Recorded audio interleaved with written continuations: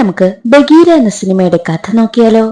കഥയുടെ ചുരുക്കം എന്തെന്നാൽ, ഒരു പോലീസ് സ്റ്റേഷന് മുന്നിൽ ഏകദേശം ഒരു 80 പാരന്റ്സ് എത്തുകയാണ്. എന്തെന്നാൽ അവരുടെ പെൺമക്കളെ കാണാനില്ല. ഒരു 80 പെൺകുട്ടികൾ വരും. അത് കേട്ട പോലീസുകാർ തന്നെ ഞെട്ടിപ്പോകും. ആ കേസ് അന്വേഷിക്കുന്ന നായകൻ കാണുകയും കേൾക്കുകയും ചെയ്തത് ഞെട്ടിക്കുന്ന കാര്യങ്ങൾ. അതോടെ നായകൻ ഒരു തീരുമാനത്തിലെത്തുകയാണ്. അതെന്തെന്നൊക്കെ അറിയാൻ എങ്കിൽ നമുക്ക് വേഗം സിനിമയുടെ കഥയിലേക്ക് കടക്കാം. സിനിമയുടെ തുടക്കത്തിൽ നായകനായ വേദയെ എൻകൗണ്ടർ ചെയ്യുന്നതിനായി കൊണ്ടുപോവുകയാണ് പോലീസ്. പിന്നീട് നായകന്റെ കുട്ടിക്കാലമാണ് കാണിക്കുന്നത്. വേദയുടെ അമ്മ ഒരു ടീച്ചറായിരുന്നു. വേദ സൂപ്പർമാന്റെ വേഷമൊക്കെ ധരിച്ച് ഒരു ബിൽഡിങ്ങിന് മുകളിൽ നിന്നും താഴേക്ക് ചാടി. ഹോസ്പിറ്റലിലുമാണ്. വിവരമറിഞ്ഞ അമ്മയാണെങ്കിൽ ഹോസ്പിറ്റലിൽ എത്തിയപ്പോൾ കാലൊടിഞ്ഞതേയുള്ളൂ, അല്ലാതെ വേറെ പ്രശ്നമൊന്നുമില്ല. വേദ അമ്മയോട് ചോദിക്കും, എന്താ അമ്മ എനിക്ക് സൂപ്പർ ഹീറോ ആകാൻ പറ്റാത്തത്? വേദിക്ക് സൂപ്പർ ഹീറോസിന്റെയൊക്കെ കോമിക് ബുക്സ് ഒക്കെ വായിച്ചു കൊടുക്കുന്നത് അമ്മയായിരുന്നു. ആയതിനാൽ അമ്മ പറയും, സൂപ്പർ ഹീറോസിന്റെ വേഷമിട്ടാലൊന്നും നമ്മൾ സൂപ്പർ ഹീറോ ആകില്ല. സമൂഹത്തിൽ നടക്കുന്ന തെറ്റുകളൊക്കെ എതിർത്ത് പോരാടുന്നവർ, അതിനെ ചോദ്യം ചെയ്യുന്നവരൊക്കെയാണ് യഥാർത്ഥ സൂപ്പർ ഹീറോസ് എന്ന് പറയും. വേദയുടെ അച്ഛനാണെങ്കിൽ ഒരു പോലീസ് ഓഫീസർ ആയിരുന്നു. സത്യസന്ധനായ ഒരു പോലീസ് ഓഫീസർ കൂടിയായിരുന്നു. തെറ്റിനെയും ചോദ്യം ചെയ്യുന്ന അച്ഛന്റെ കഥ അമ്മ വേദയ്ക്ക് പറഞ്ഞു കൊടുത്തു. അതൊക്കെ ഒരു മോട്ടിവേഷനായി വേദ സ്വീകരിച്ചു. പിന്നീട് പ്രസന്റിൽ ഒരു കടലിലൂടെ കപ്പൽ പോകുന്നതാണ് കാണിക്കുന്നത്. ആ കപ്പലിൽ നിന്നും ഏകദേശം 25 പേർ കടലിലേക്ക് എടുത്തു ചാടി. ആഴക്കടലായതിനാൽ വലയെറിഞ്ഞു ചാടി 25 പേരെയും കപ്പലിലുള്ള നേതാവായ റാണ പിടികൂടി. റാണയെ കണ്ടതും 25 പേരും അലറി കരയുകയാണ്. റാണയെ പേടിച്ചാണ് ആ 25 പേരും കടലിലേക്ക് തന്നെ ചാടിയതും. അതിനും വേണ്ടി ആരാണ് റാണ, എന്ത് ബിസിനസ് ഒക്കെയാണ് ചെയ്യുന്നതെന്ന് കുറച്ചു കഴിയുമ്പോൾ നമുക്ക് മനസ്സിലാകും. അങ്ങനെ നായകനായ വേദ വളർന്നു വലുതായി ഒരു പോലീസ് ഓഫീസറായി മാറി. അമ്മ മരണപ്പെട്ട ശേഷം അച്ഛനാണ് വേദയെ വളർത്തിയതും. അച്ഛൻ വേദയെ കമ്മീഷണറിനോട് പറഞ്ഞ് ലോക്കൽ പോലീസ് സ്റ്റേഷനിൽ ഇൻസ്പെക്ടർ ജോലി വാങ്ങി നൽകി. പോലീസ് സ്റ്റേഷനിലേക്ക് എത്തുന്ന വേദയ്ക്ക് നല്ല സ്വീകരണമാണ് അവിടെ ലഭിച്ചതും. കോൺസ്റ്റബിൾ വേദയോട് പറയും, നമ്മുടെ ഏരിയ നല്ല നീറ്റ് ആയതിനാൽ ഇവിടെ കംപ്ലൈന്റ്സ് ഒന്നും അങ്ങനെ അധികം വരാറില്ല എന്ന് പറയുമ്പോൾ അത് കേട്ട വേദ ചോദിക്കും, ഇതുവരെയും ഒരു കംപ്ലൈന്റ്സും വന്നിട്ടില്ലല്ലേ? നിങ്ങളുടെ വയറ് കണ്ടാൽ മനസ്സിലാകും ഒരു കംപ്ലൈന്റും വന്നിട്ടില്ല, കംപ്ലൈന്റ് എല്ലാം എവിടെ പോയിട്ടുണ്ടെന്ന്. കോൺസ്റ്റബിൾ കുറച്ച് തടിയുള്ള ആളായിരുന്നു, അതുകൊണ്ടൊന്ന് കളിയാക്കിയതാണ് വേദ. വേദ ഇവിടെ അടുത്തൊരു ഹാർബറിലെ, നമുക്ക് അവിടേക്ക് പോകാമെന്ന് പറഞ്ഞ് കോൺസ്റ്റബിളിനെയും കൂട്ടി ഹാർബറിലേക്ക് പോയി. അവിടെ കുറെ ഗുണ്ടകൾ ഉണ്ടായിരുന്നു. ഇവരൊക്കെ മോശമായ ആളുകളാണ്, പൂജാരിയുടെ കൂട്ടാളികളാണെന്നും കോൺസ്റ്റബിൾ പറയും. പൂജാരിയുടെ കൺട്രോളിലാണ് ആ ഒരു ഹാർബർ ഉള്ളത്. പൂജാരിക്ക് മുകളിൽ കൊട്ടിയാൻ എന്നൊരു രാഷ്ട്രീയക്കാരനുമുണ്ട്.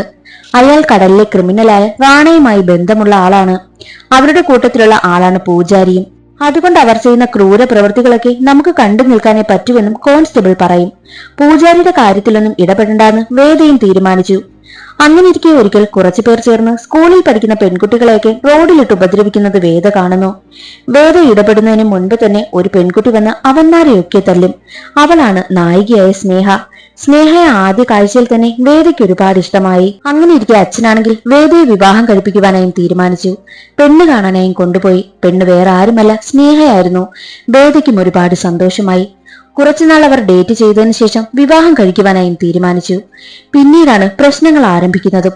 ഒരിക്കലൊരു വയസ്സായ അമ്മ സ്റ്റേഷനിലെത്തി അവരുടെ മകൾ നാട്ടിലേക്ക് പോയിട്ട് വരുന്ന വഴിയിൽ പൂജാരിയുടെ ആളുകൾ കടത്തിക്കൊണ്ടുപോയി കൂട്ടമായി റേപ്പ് ചെയ്തു എന്ന് പറഞ്ഞ് കരയും. അത് കേട്ട് ദേഷ്യം വന്ന വേദയാണെങ്കിൽ ഹാർബറിലേക്കും പോയി. പൂജാരിയെയും ക്രിമിനലുകളെയും പഞ്ഞിക്കിട്ട് സ്റ്റേഷനിലേക്ക് കൂട്ടിക്കൊണ്ടുവന്നു. ഒരിക്കലും പൂജാരിയുടെ കാര്യത്തിൽ ഇടപെടില്ല എന്ന് തീരുമാനിച്ചതായിരുന്നു വേദ.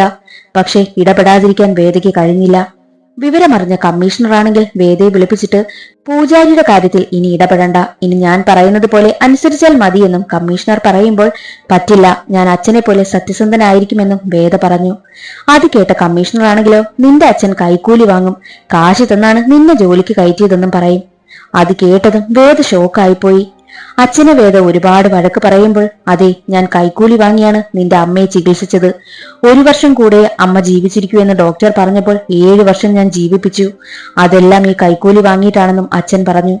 അതിന് വേദയ്ക്ക് പറയാൻ മറുപടിയില്ലായിരുന്നു. അടുത്ത ദിവസം സ്റ്റേഷനിൽ റേപ്പ് ചെയ്യപ്പെട്ട് ഒരു പെൺകുട്ടിയും അവളുടെ അമ്മയും വന്ന് കരയുന്നുണ്ട്. അതൊന്നും കണ്ടിട്ട് മൈൻഡ് ചെയ്യാതെ വേദ പോകും. എന്നാൽ ആ പെൺകുട്ടിയാണെങ്കിലോ മണ്ണെണ്ണ ദേഹത്ത് കൂടി ഒഴിച്ച് തീ കൊളുത്തി മരണപ്പെട്ടു. അത് വേദയെ ഒരുപാട് ബാധിച്ചു.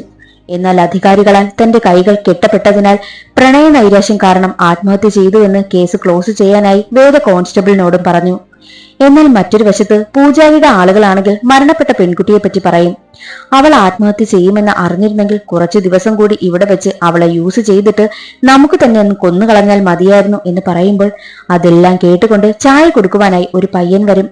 അവനോട് നിനക്ക് അമ്മയുണ്ടോ, പെങ്ങളുണ്ടോ, ആരെങ്കിലും ഉണ്ടോ എന്നൊക്കെ ആ ഗുണ്ടകൾ കളിയാക്കി ചോദിക്കുന്നുണ്ട്. അത് കേട്ട് ദേഷ്യം വന്ന പയ്യനാണെങ്കിൽ കരഞ്ഞുകൊണ്ടിറങ്ങി ഓടി. ഇത്രയും ക്രൂരന്മാരായ ഇവരെ ശിക്ഷിക്കാൻ ദൈവത്തിന് പോലും പറ്റില്ലേ എന്ന് ആ പയ്യൻ പറയുമ്പോൾ ആ മഴയത്ത് കറുത്ത ഡ്രസ്സൊക്കെ ഇട്ട് മാസ്കൊക്കെ ധരിച്ച് ഒരാൾ വരും. ബഗീര എന്ന് തന്നെ പരിചയപ്പെടുത്തി. എന്നിട്ട് പൂജാരിയുടെ ആളുകളെ ഒക്കെ കൊന്നു. അടുത്ത ദിവസം സ്റ്റേഷനിൽ വിവരമറിഞ്ഞു. ചായക്കടക്കാരൻ പയ്യനോട് ചോദിക്കുമ്പോൾ ആരെന്നൊന്നും അറിയില്ല, ബഗീര എന്നാണ് പേര് പറഞ്ഞതെന്നും അവൻ പറയുന്നു. ബഗീര മറ്റാരുമല്ല, വേദയായിരുന്നു. ബഗീര മറ്റുള്ളവർക്ക് മുമ്പിൽ സൂപ്പർ ഹീറോയായി മാറി. വേദ ചെയ്യുന്നത് എന്തെന്നാൽ ആർക്കൊക്കെ ദ്രോഹം സംഭവിക്കുന്നുവോ അവർക്ക് വേണ്ടി നിൽക്കും. പൂജാരിയുടെ ആളുകൾ മരണപ്പെട്ടത് ഗ്യാങ് തമ്മിലുള്ള ഫൈറ്റിൽ പരസ്പരം ഷൂട്ട് ചെയ്താണ് മരണപ്പെട്ടത് എന്ന കേസ് ക്ലോസ് ചെയ്തു. ആരൊക്കെ സ്റ്റേഷനിൽ വന്ന് കംപ്ലൈന്റ് കൊടുക്കുന്നുവോ ആ കേസ് FIR ചെയ്യാതെ ബഗീരയായി വേഷം മാറി അവർക്ക് നീതി വാങ്ങി നൽകും. അത്തരം നല്ല പ്രവൃത്തികളാണ് വേദ ചെയ്യുന്നത്. ഒരു ഘട്ടത്തിൽ കോൺസ്റ്റബിളിന് കാര്യമെല്ലാം മനസ്സിലായി. വേദയ്ക്കൊപ്പം നിൽക്കുവാനായും കോൺസ്റ്റബിൾ തീരുമാനിച്ചു. ഒരിക്കൽ പൂജാരിയെ പറ്റി ഒരു റിപ്പോർട്ടർ എഴുതി പത്രത്തിൽ കൊടുക്കുവാനായും തീരുമാനിച്ചിരുന്നു. അതിൽ പൂജാരിയെ സംബന്ധിച്ചുള്ള എല്ലാ കാര്യങ്ങളും ഉണ്ടായിരുന്നു. എന്നാൽ അതറിഞ്ഞ പൂജാരിയാണെങ്കിൽ എല്ലാം പുറത്തറിയും മുമ്പ് റിപ്പോർട്ടർ എന്നെ കൊന്നുകളഞ്ഞു. അവിടുത്തെ സ്റ്റേഷനിലെ ഇൻസ്പെക്ടറായ കേശവ് നായ്ക്കടിയേറ്റാണ് റിപ്പോർട്ടർ മരണപ്പെട്ടതെന്നും പൂജാരിക്ക് വേണ്ടി മാറ്റി എഴുതി കേസും ക്ലോസ് ചെയ്തു. ആ വിവരം വേദ അറിയും. അന്ന് രാത്രി തന്നെ ബഗീരയുടെ വേഷത്തിലെത്തി കേശവിനെയും പൂജാരിയെയും കൊന്നുകളഞ്ഞു. നാട്ടുകാർക്കെല്ലാം പൂജാരി മരിച്ചതിൽ ഒരുപാട് സന്തോഷമായി. പൂജാരിക്ക് മുകളിൽ ഒരു രാഷ്ട്രീയക്കാരനുണ്ടല്ലോ, കൊട്ടിയാൻ ഒരു പ്രശ്നം വരികയാണ്. എന്തെന്നാൽ കടലിലുള്ള റാണ 80 പെൺകുട്ടികളെ വേണമെന്ന് പറഞ്ഞു. കടത്തിക്കൊണ്ട് വന്നില്ലെങ്കിൽ കൊട്ടിയാനെ കൊല്ലുമെന്നും ഭീഷണിപ്പെടുത്തും. വേറെ വഴിയില്ലാതെ കൊട്ടിയാൻ സ്കൂൾ വിട്ടു വരുന്ന പെൺകുട്ടികളെയൊക്കെ കടത്തിക്കൊണ്ടു പോകും. 80 പെൺകുട്ടികൾ. അവരുടെ പാരന്റ്സ് ആണെങ്കിൽ സ്റ്റേഷനിൽ വന്ന് കംപ്ലൈന്റും കൊടുക്കും. എന്നാൽ വേദയാണെങ്കിൽ ബഗീരയുടെ വേഷത്തിലെത്തി ഹാർബറിലേക്ക് പോവുകയാണ്. അവിടെ 80 പെൺകുട്ടികളെയും കടത്തുന്നുണ്ട്. വേദ ആ കുട്ടികളെയൊക്കെ രക്ഷിച്ചു. അതിനിടയിൽ വേദയ്ക്ക് വെടിയേറ്റു. വേദ നേരെ എത്തിയത് സ്നേഹയുടെ വീട്ടിലേക്കായിരുന്നു. സ്നേഹ ഡോക്ടറാണ്. വേദയാണ് ബഗീര എന്ന് സ്നേഹയ്ക്ക് മനസ്സിലായി. ഇടയ്ക്ക് വെച്ച് വേദ തനിക്ക് കല്യാണമൊന്നും വേണ്ട എന്ന് പറഞ്ഞ് സ്നേഹയെ അവോയ്ഡ് ചെയ്തിരുന്നു. ഇതിനു വേണ്ടിയിട്ടാണോ നീ എന്നെ അവോയ്ഡ് ചെയ്തത്? കല്യാണം വേണ്ട എന്ന് പറഞ്ഞത്? ഇനി എന്ത് വന്നാലും ഞാൻ നിന്നെ വിട്ടിട്ട് പോകില്ല. ഞാൻ ജീവിക്കുന്നുണ്ടെങ്കിൽ നിന്നോടൊപ്പം മാത്രമേ ജീവിക്കൂ എന്നും സ്നേഹ വേദയോട് പറഞ്ഞു. എന്നാൽ വേദയാണെങ്കിൽ കൊട്ടിയാനെ കൊല്ലുന്നതിനായിട്ട് പോവുകയാണ്. അപ്പോഴാണ് കൊട്ടിയാനിൽ നിന്നും ഞെട്ടിക്കുന്നൊരു വാർത്ത വേദ അറിയുന്നത്. എന്തെന്നാൽ 80 പെൺകുട്ടികളെ കടത്തുന്നത് കടലിലുള്ള റാണയ്ക്ക് വേണ്ടിയിട്ടാണ്. റാണയ്ക്ക് ഇത് മാത്രമല്ല, മനുഷ്യനെ കടത്തി അവരുടെ അവയവങ്ങൾ വിദേശത്തേക്ക് കടത്തും. ഇന്നത് നിങ്ങളെ കാരണം തടസ്സപ്പെട്ടു. റാണ ഉറപ്പായും എന്നെ കൊല്ലുമെന്ന് പറഞ്ഞ് തന്റെ ഭാര്യയും മകനെയും കൊന്ന് കൊട്ടിയാൻ ആത്മഹത്യ ചെയ്തു. അതെല്ലാം നോക്കി നിൽക്കുകയാണ് വേദ. ഹാർബറിലേക്ക് ഇതുവരെയും കടലിലായിരുന്ന റാണ വരികയാണ്. കൊട്ടിയാനൊപ്പം നിന്നവരെയൊക്കെ കൊന്ന് കടലിൽ താഴ്ത്തി. ബഗീരയെ പറ്റിയും അറിഞ്ഞ റാണയാണെങ്കിൽ ബഗീരയെ അന്വേഷിക്കും. ബഗീര കൊന്ന കേശവ് കമ്മീഷണറുടെ മകനായിരുന്നു. അസിസ്റ്റന്റ് കമ്മീഷണറെ വിളിച്ചിട്ട് എന്റെ മകനെ കൊന്ന ബഗീരയെ കണ്ടെത്തുവാനായും പറയും. അസിസ്റ്റന്റ് കമ്മീഷണർ പ്രത്യേക ഒരു ടീമിനെ രൂപീകരിച്ച് ബഗീരയെ കണ്ടെത്തുവാനായും ആരംഭിക്കുന്നു. ഈ റാണ പണ്ട് ഒരു പോലീസ് സ്റ്റേഷനൊക്കെ കൊളുത്തിയിട്ട് പുറത്തു വന്ന് പല കൊലപാതകങ്ങളും ചെയ്ത ആളാണ്. റാണയെ പിടികൂടുന്നത് കുറച്ച് റിസ്ക് ആണ്. വേദ താനാണ് ബഗീര എന്ന് ഒരു പയ്യനോട് പറഞ്ഞ് വേദയ്ക്ക് വേണ്ടി ഹാക്കിങ്ങിനായി അവനെ റെഡിയാക്കും. പിന്നെ ഒരു സൂപ്പർ ഹീറോയുടെ സ്യൂട്ടും റെഡിയാക്കുവാനായും തീരുമാനിച്ചു. ഹാക്ക് ചെയ്യുന്നതിനും കമ്പ്യൂട്ടറുകളെല്ലാം റെഡിയാക്കി. ഒരിക്കൽ ഒരു പയ്യനെ കൊണ്ട് അവന്റെ അച്ഛനും അമ്മയും സ്റ്റേഷനിലേക്ക് വന്നു. അവനെ തൊട്ടാൽ ഷോക്ക് അടിക്കുന്നു എന്ന് പറയും. അത് വേദയും ശ്രദ്ധിക്കുന്നു. എങ്ങനെയാണ് ചെയ്തതെന്ന് അവൻ പറഞ്ഞു കൊടുക്കുകയും ചെയ്തു. അത് കേട്ട വേദ ആ പയ്യനെ തന്നോടൊപ്പം ചേർത്ത് തയ്യാറാക്കുന്ന ഷൂട്ടിൽ ഷോക്ക് അടിപ്പിക്കും വിധം ചെയ്യുവാനായും തീരുമാനിക്കും. ആ നാട്ടിൽ ബോംബുണ്ടാക്കുന്ന ഒരാളെയും സ്റ്റേഷനിലേക്ക് കൊണ്ടുവരികയാണ്. വേദ അയാളെയും കൂടെ ചേർക്കുന്നു. തറയിൽ വീണാൽ പൊട്ടാത്ത വിധത്തിലുള്ള ഒരു മാസ്കും തയ്യാറാക്കും. മറ്റൊരു വശത്ത് അസിസ്റ്റന്റ് കമ്മീഷണർ ബഗീരയെ പിടികൂടുവാനുള്ള ഒരു ടീം രൂപീകരിച്ചല്ലോ. അതിൽ വേദയുമുണ്ട്. എന്നിട്ട് ബഗീര ഫൈറ്റ് ചെയ്യുന്ന ഒരു CCTV ഫുട്ടേജ് കമ്മീഷണർ കിട്ടുകയാണ്. അത് കണ്ട് ഒന്നുകിൽ ബഗീര ഒരു ആർമിക്കാരൻ അല്ലെങ്കിൽ പോലീസുകാരനാണെന്നും അസിസ്റ്റന്റ് കമ്മീഷണർ പറയും. മറ്റൊരു വശത്ത് റാണയാണെങ്കിൽ മനുഷ്യരെ കടത്തുന്നത് ബഗീര തടഞ്ഞു. കൂട്ടാളികളെയൊക്കെ കൊന്നുകളഞ്ഞു. അതിൽ റാണയുടെ ഒരു കൂട്ടാളി മാത്രം രക്ഷപ്പെട്ടത് ഫോൺ ഓഫായിരുന്നത് കൊണ്ടാണെന്ന് മനസ്സിലാക്കിയ റാണയാണെങ്കിൽ ഫോൺ ഓൺ ചെയ്യാൻ ആ കൂട്ടാളിയോട് പറഞ്ഞു. അപ്പോഴേക്കും ഹാക്കറിന് സിഗ്നൽ കിട്ടി. ബഗീര ആ സ്ഥലത്തേക്കും എത്തും. അവിടെ ബഗീരയെ കാത്ത് റാണയും ഗ്യാങ്ങും ഉണ്ടായിരുന്നു. റാണയാണെങ്കിൽ ബഗീരയ്ക്കൊരുക്കി കെണിയായിരുന്നു അത്. പക്ഷെ റാണയ്ക്ക് ബഗീരയെ തൊടാനായില്ല. തൊട്ടാൽ ഷോക്കടിക്കും, കയ്യിൽ നിന്നും വെടിയുണ്ട പായുന്നു. ഒടുവിൽ ഒന്നും ചെയ്യാനാകാതെ റാണ കടലിലേക്ക് ചാടി രക്ഷപ്പെട്ടു. റാണയെ കൊല്ലണമെന്നാണ് വേദയുടെ ടാർഗറ്റ്. എന്നാൽ മറ്റൊരു വശത്ത് അസിസ്റ്റന്റ് കമ്മീഷണറിന് ഒരു ന്യൂസ് കിട്ടുകയാണ്. എന്തെന്നാൽ വേദയുടെ സ്റ്റേഷനിൽ കംപ്ലൈന്റ് വന്നു കഴിഞ്ഞാൽ അതിലെ കുറ്റവാളികളാണ് മരണപ്പെടുന്നതെന്നും അസിസ്റ്റന്റ് കമ്മീഷണർ അറിയും.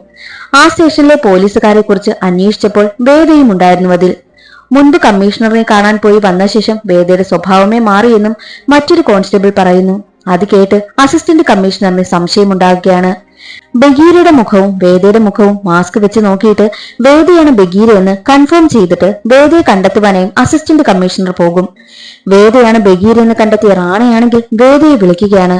എന്നിട്ട് അവന്റെ കാമുകിയുടെ കരച്ചിൽ കേൾപ്പിച്ചു കൊടുത്തു. സ്നേഹയെ റാണ കടത്തി വെച്ചിരിക്കുകയാണ്. എന്നിട്ട് പറയുന്നുണ്ട്, ഞാനൊരു 100 പേരെ കടത്തി വെച്ചിട്ടുണ്ട്, അവരെ ഞാൻ കടലിലേക്ക് താത്തി ഇറക്കുകയാണ്, നിനക്ക് പറ്റുമെങ്കിൽ 2 പേരെയും രക്ഷിക്കുവാനായും പറഞ്ഞു. എന്നാൽ വേദ നേരെ ബഗീരയുടെ വേഷത്തിൽ പോയത് ആ 100 പേരെയും രക്ഷിക്കുവാൻ വേണ്ടിയിട്ടായിരുന്നു. സ്നേഹയ്ക്കും അത് നന്നായി അറിയാം. സ്നേഹ അക്കാര്യം റാണയോടും പറയുന്നുണ്ട്.